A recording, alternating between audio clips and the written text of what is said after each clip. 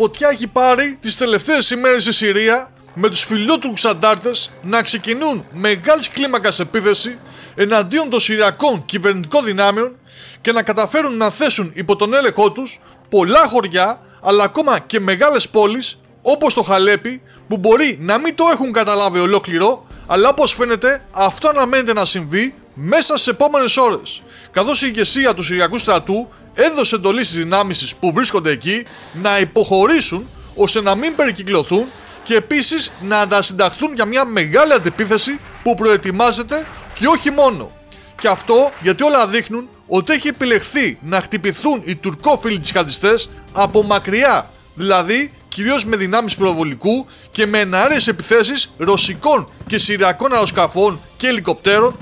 έτσι ώστε να λεξιτοχοποιηθούν οι χερσαίες απώλειες στις τάξεις του Συριακού στρατού, που όντως, όπως παραδέχτηκε, είχε αρκετές από αυτή την ευθυνδιαστική επίθεση.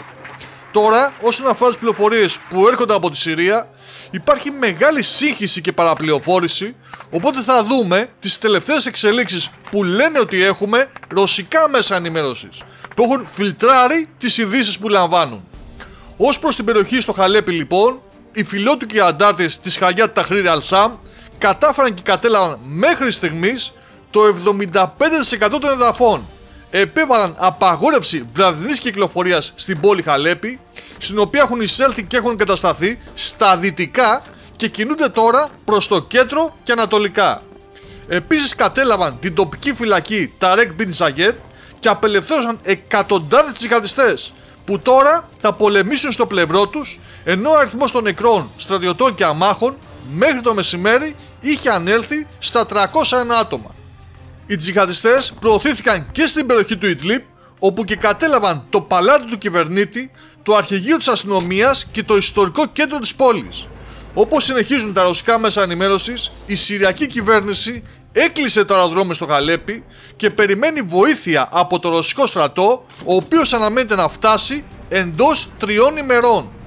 Επίσης, τα ρωσικά μέσα ενημέρωσης κατάφεραν και εντόπισαν από φωτογραφίες και βίντεο τζιχαντιστές που πολέμησαν στο πλευρό των Ουκρανικών ενόπλων δυνάμεων να πολεμούν τώρα στη Συρία, και αυτό αύξησε ακόμα περισσότερο τις υποψίες ότι πίσω από την επίθεση αυτή κρύβονται οι Ουκρανικές μυστικές υπηρεσίες.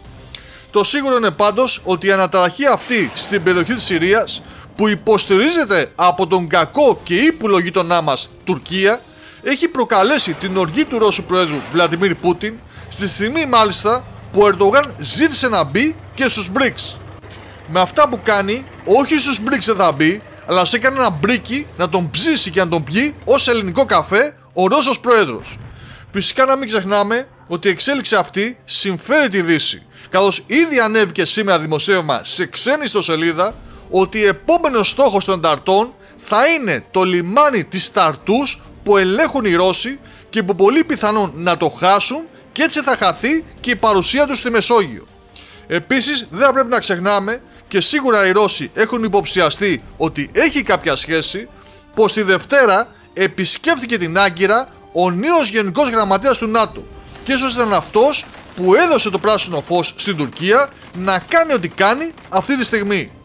Σε κάθε περίπτωση, αυτές ήταν οι εξελίξεις που έχουμε μέχρι στιγμής, με τα γεγονότα να τρέχουν με μεγάλο ρυθμό, αλλά όλα πραγματικά θα κριθούν από τη βοήθεια που θα παράσχει η Ρωσία στη Συρία. Τέλος, να πούμε ότι είναι αξιοσημείωτο πως παρότι είδαμε ότι μέσα σε 48 ώρες η ρωσική και συριακή αεροπορία εξουδετερώσε 600